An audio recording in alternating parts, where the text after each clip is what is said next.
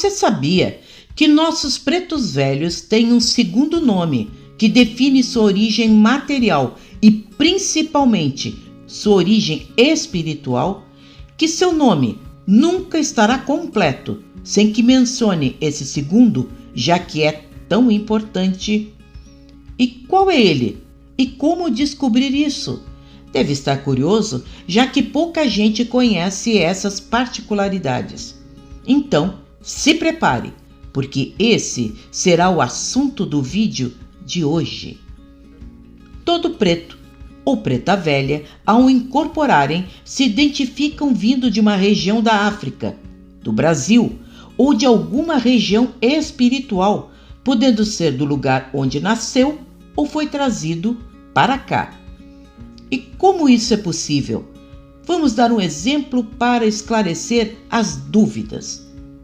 Por exemplo, quando um preto velho se chama Pai José, por exemplo, devemos perguntar logo em seguida: certo, esse é seu nome, mas o senhor vem de onde?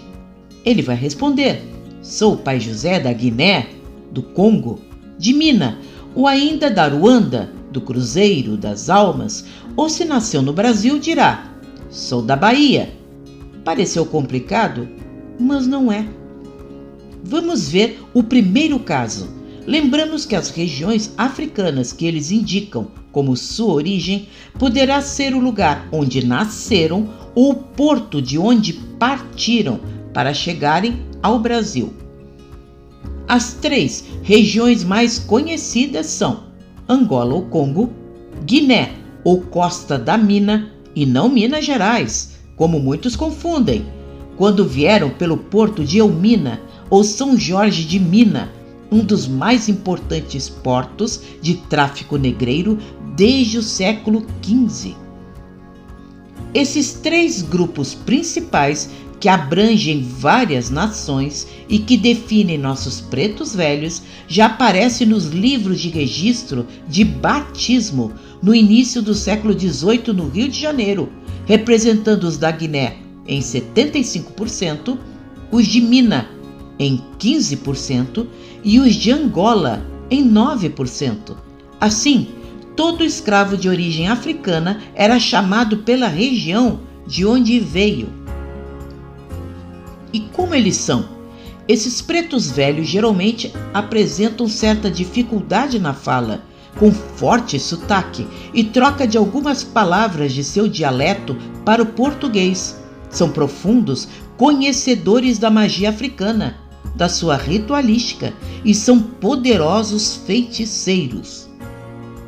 No segundo caso, quando já são descendentes de escravos que nasceram ou já viviam no Brasil, nas lidas do café, da cana-de-açúcar ou os escravos de ganho, não indicam regiões específicas como Pai José, do Rio Grande do Sul, de Cotegipe, de Barbacena, de Pernambuco, mas falam que são da Bahia, como se essa região fosse indicativo de que viveram em nosso vasto país.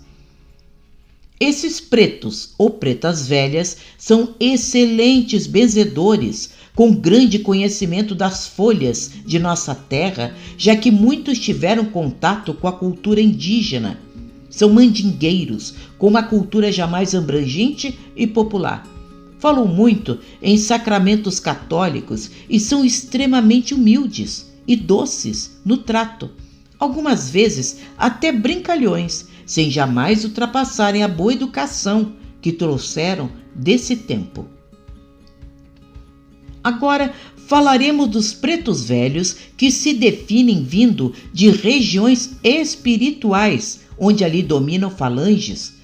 Haverá aqueles pretos velhos que se identificam em Aruanda, ou seja, o modo como chamam as altas colônias espirituais, onde lá são professores e lideram grupos de auxílio que poderão ser voltados à cura, à desobsessão, ao ensino, com conhecimento enorme sobre as mais diversas questões quando perguntados.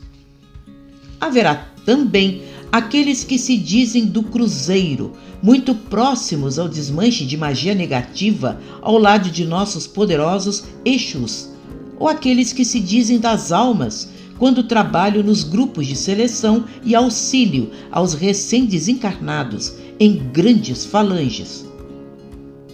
Por fim, e menos frequentes, haverá os pretos velhos ligados ao Oriente, com grande conhecimento sacerdotal do ocultismo e com forte ligação às antigas civilizações no Nordeste da África, ou mesmo ligados ao povo israelita, como o célebre Pai Jacó. Como vimos, tudo em Umbanda é muito simples, mas também não tão simples assim. A linha dos pretos velhos traz consigo uma das mais difíceis missões espirituais, que é o desmanche, a aniquilação de dois grandes fontes de preconceito que ainda assombram nossos tempos: o racismo e o etarismo, que é o afastamento aos idosos.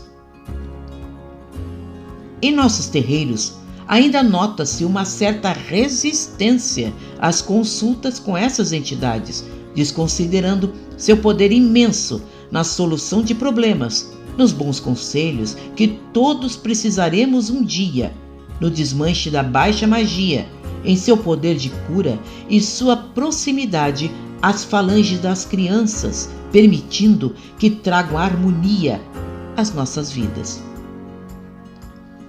De um desses três grandes grupos, eles virão, até aqueles que guardam suas origens africanas, aos filhos do Brasil e junto às organizações espirituais que os abrigam em suas missões. Sempre vão agregar sua reencarnação ou tarefa ao seu nome, deixando bem claro qual será suas funções em nossos terreiros.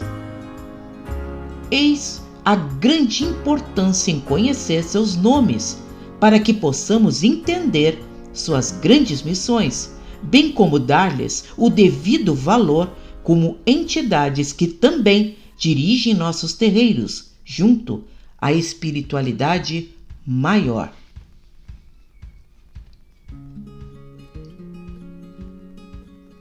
Gostou?